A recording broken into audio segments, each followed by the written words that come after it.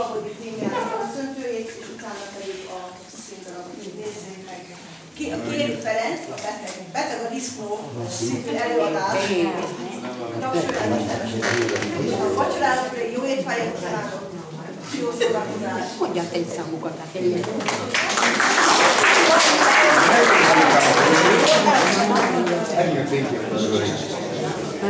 Jó estét kívánok mindenkinek!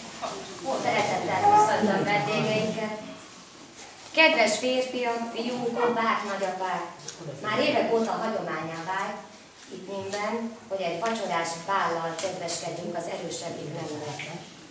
E napon szeretnénk megköszönni mindazt a sok törődést, odafigyelést, kedvességet és szeretetet, amit az év minden napján felénk nyújtanak. Mert valljuk be őszintén, hogy mi nők semmire nem jutnánk a férfiak nélkül. A férfiak minden nap áldozatot vállalnak a munkahelyükön, mint férj, apa, helytárnak a családukban. A Nemzetközi Férfi Nap, amit világszerte november 19-én ünnepelünk, lehetőséget ad arra, hogy elismerjük a férfiakat.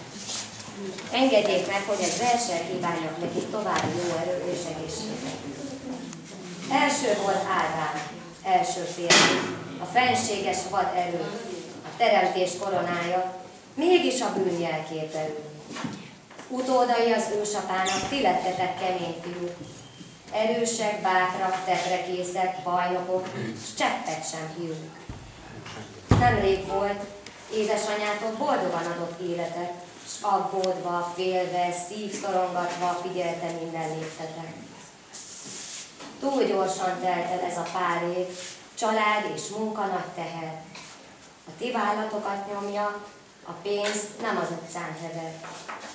S néha feszült idegekkel azt mondjátok, most már elég. Kicsi szünet, aztán újra tovább forog a nagy kerék. S bár változatosságra vártok, mert unalmas a megszokott, ám hamarosan visszatértek, mert rájöttök, hogy ott a jó. Mi lenne, ha ti nem lennétek? Hogy lenne akkor férfinak? Legyetek köztünk még sokáig. De jó, hogy vagytok férfiak.